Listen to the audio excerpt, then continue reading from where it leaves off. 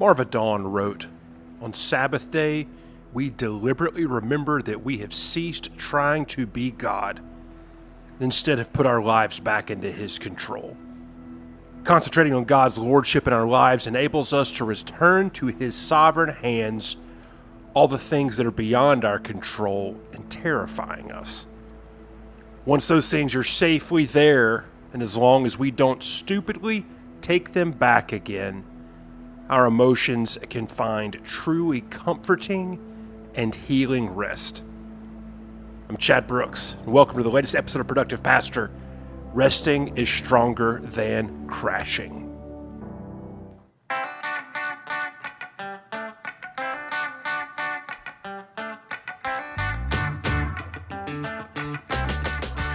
What's up, y'all? Chad here, and welcome to the latest episode of Productive Pastor. So how well are you resting? I think of all the questions that we ask folks when we see them, that one might be the most important one. I'll be honest with you, I don't think I've ever done it before. Now, Mary Bell says that achievement is the alcohol of our time. On this episode, we're going to talk about resting, about working, and about how we can begin to build a biblical and healthier vision of work. And I've learned this, and I am learning this the hard way. And all of this is a result of the last few years where I've been on a journey from being a workaholic to someone who's more mindful of my health and how my vocational life is affected. And I'm not here as a productivity expert, but just another pastor alongside of you in this journey. So a couple quick housekeeping things before we pop onto this episode. First is this. Are you hanging out with us at the Productive Pastor community over on Facebook yet? There's like 900 pastors that are there. And let me tell you what, it is a beautiful and amazing and fantastic bunch of folks that are just part of this journey together. It's a great place to be. I would love to see you go over there and find that. You can find the link in the show notes, revchadbrooks.com/PPP/004 to go join the Productive Pastor community. And the second thing is this, the Season 1 workbook. And it's a premium product. It's $30, but it is full of actionable and deliberate things that we can do. And each chapter in the workbook goes alongside of the episode. And the workbook chapter this time is all about developing restorative practices in our lives. Would love to see you over there. But let's get on with the episode. You didn't come just to hear me yammer about housekeeping stuff. Hello, my name's Chad, and I'm a workaholic. It's taken me a really long time to admit that. But one of the things I've learned over this last year through plenty of money spent on therapy and other forms of just professional self-examination, let's call it that, is that, for years I tied having a seat at the table and belonging by my ability to work hard. I've realized that for years in my head, what I thought about was I might not be the smartest person at the table. I might not have the best education or the best background, but I'm probably pretty creative. But no matter what, I can absolutely work harder than anyone out there. And I come by it honestly. I'm from a long line of ministry workaholics. You could almost say that I don't know anything else. A.J. Swoboda, in his fantastic, great book, Subversive Sabbath, says that it's extremely rare for anyone to actually rest in the 21st century. Forethought about Sabbath should never be an afterthought. And he quotes Mary Bell in saying that achievement is the alcohol of our time. Talks about work as our drug, our numbing agent, our escape hatch, and our anesthetizing behavior. And friends, as people in ministry, we need to think about how we have a unique relationship with work. And for many of us, we never realize that work, it might just be that hidden statue of Baal that we keep in our closet. We keep it in our chair. We keep it in our work bag. So today, I want us to talk about work through an understanding of rest as a form of intentionality in the middle of us trying to do every single thing else. So here's the main point. I think many of us are crashing. And the subtitle of this episode is that resting is stronger than crashing. And we need to learn the difference of that. You see, crashing leads to insurance claims. I remember several years back being so tired, so exhausted, that I was hoping something bad would happen to me so I could find a way to just get a breather. It was this weird, like, fantasy in the back of my mind. And little did I know, at the time this was going on, I was living in heart failure. And you know what? I had that. I ended up spending 8 days in ICU. I went into my doctor's office thinking that my inhaler for my asthma needed to just be a new prescription for it. I think I had a little bit of case of bronchitis, or I might have just been allergic to the dust and mold that was at the deer camp that year. But I left the doctor's office being diagnosed in heart failure. And it just sent me down this completely different realization of what life is like, almost dying. And when it all comes down to it, it was really about my lack of ability to manage stress that threw me into that place. And now, after years and years and medication and doctors and that sort of thing, the biggest thing that I have to focus on is my ability to manage stress and my ability to rest. And like I said, I'm still learning this right now, but this is what I am learning, that resting is resetting. And I am further convinced that the better I rest, the better I lead, the better I lead my own life, the better I lead my family, the better I lead my church, my community, and every single thing in my sphere of influence is tied to my ability to rest. I actually preached a sermon years and years and years ago called Resting Isn't the Same as Crashing, and I'm going to link that into the show notes. But if you've not caught on by now, this episode is not necessarily about Sabbath, but about us having to personally develop a theology of work. Because this is also the thing, work is crucial to who we are, because work is about identity and call. Now, there's this concept that I've been thinking about, and I call it working and keeping. Earlier this year, I spent this huge deal trying to work out the whole original idea of work, because I knew that it isn't necessarily a bad thing, but the way that we view work really is a statement about who we believe God to be. Now, Genesis 2:15 says that he took the man and put him in the garden to work and keep. Now, first, let's just realize and let's step away from any sort of gender-based arguments that might happen here. But instead, let us pull back the text enough to realize that working and keeping, so working and stewarding, is an intentional placement of mutuality alongside God and each other as co-creators and as stewards of this world, that we as humans are in mutuality with each other in our working and keeping. And we as individuals are in mutuality with God in our working and keeping. And all of humanity is in mutuality with God as they work and they keep.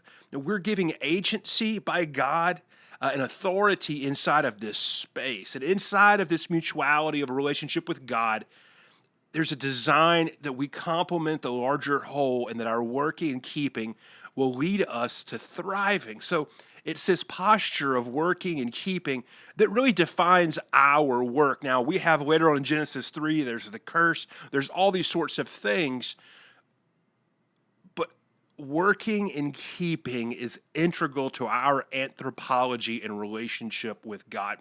That we're called as Christians, especially as Christian leaders, to be stewarding a movement of the Holy Spirit within us. So work is really an action of faithfulness, and it's our awareness to the responsibility of working and keeping. And that's the thing. We jump into these thoughts about work because really and truly they're a conversation about identity.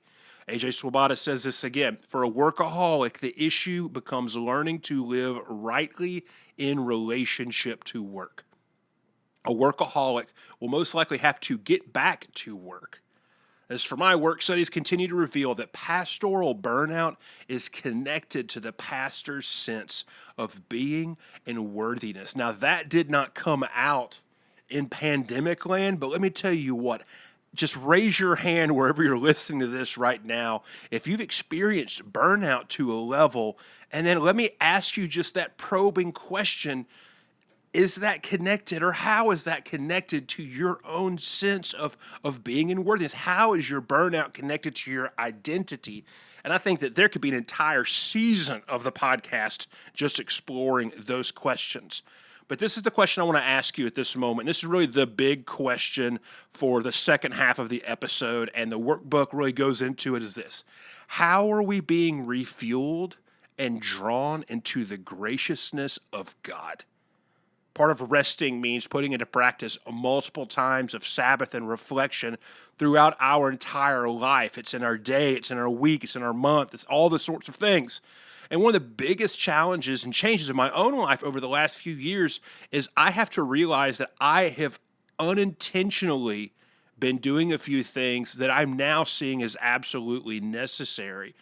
And I've made the shift of my own devotional life primary being a time of learning to a time of worship. And after keeping track of things in my own life, time auditing, personally reflecting, journaling, all these sorts of things, I've grown to realize that my own personal devotion, my own personal worship, it really has the biggest bearing on how I am doing. At work, it matters. Emotionally, it matters. Physically, it matters. The way I relate to people, it matters.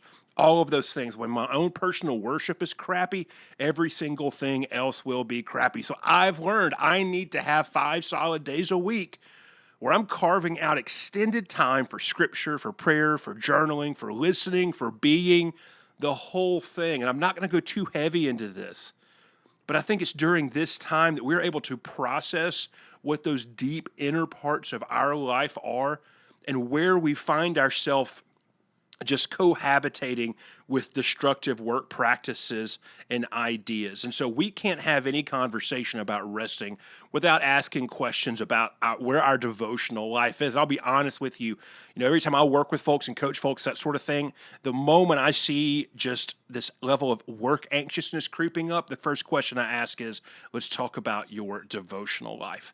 But resting also requires us knowing the other things that cause us great joy, and joy is a huge indicator of rest. And for me, this changes as well. Now, during the summer, I want to have time in my above-ground pool outside. I call it the redneck pool, because that $200 investment has paid off. I love to get in it in the evening, and I love to watch the sun go down. I take the time to be out in nature and to go on hikes. And I'm super lucky because I've got a federal wildlife preserve 5 minutes from my house. And while hiking is sometimes work, it's hot, it's there, all that kind of stuff, it causes peace and joy in my life. My wife, she works out all the time. She's done multiple Ironman, 50-mile trail races, ultra marathons, all the things. And I don't enjoy working out, but I try to do it. I know I need to do it. And why? Because it puts me in a better rested state. All of these things contribute to our rest. And I think that, and this isn't new, that when we depend on or live in a day off mentality of Sabbath, we're going to not even get close to it. And while I'm an absolute learner in this, I am learning. See, day off is still crashing. Intentionality is understanding rest. And so what does the daily patterns of rest look like in your life? So I just talked about mine. My devotional practice is a huge one. That is resting for me, the way it causes joy, the way it affects the way I see other things, the way my stress management is, all those sorts of things. In my day, that devotional time is the biggest thing for me. I see that as Sabbath. There are other things that I try to do every day to put me in a better, more equalized, healthy state, but my devotional time is absolutely going to be kind of at the top of all that. Then you have weekly. What's going on weekly in your life? And this is where maybe this idea of taking a Sabbath day looks like. But I also think inside of our week rhythm, we just think, where do these patterns and times of Sabbath I can find? These places to increase joy, and increase joy in a way that creates and enhances my identity of who I am. Now, this might be time with a spouse. This might be time with your kids, time with friends, those sorts of things. Like I have to schedule, especially where I am right now in life, I have to schedule time with my friends, and I need it. I also and I'm recording this on a Wednesday, every Wednesday night, my wife has something. I go to this restaurant that's close to me in town, and I sit there and I order almost the exact same thing. And I spent like 2 hours there. Like, that's a huge time of rest. It causes joy, and it causes joy in a way that increases my identity of who God made me to be. Monthly, what are we doing?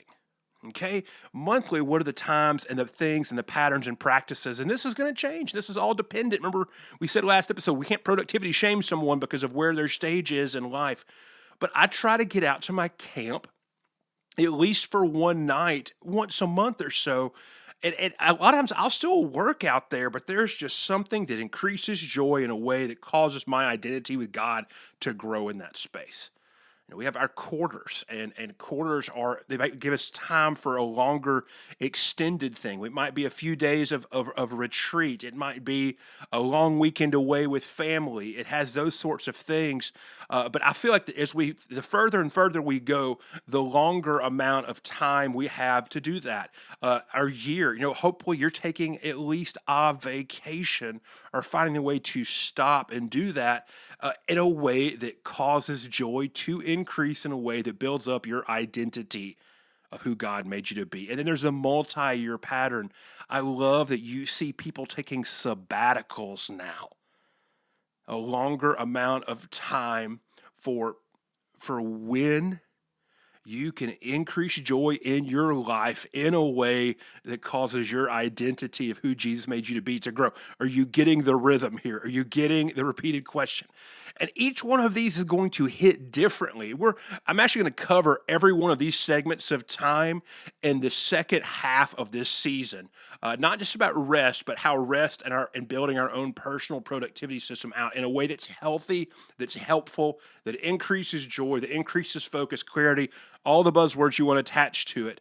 And daily is kind of what I talked about a little bit above, but everything is going to flow out of that. If you can't wrangle your day and find a way to cause Sabbath joy in a way that increases your identity with who Jesus made you to be, you're going to struggle with the rest of this. And some of this is about resting for the sake of being. Because I am at my most peaceful and rested state when I have clarity. And me having clarity looks a lot like what other people might like to call work.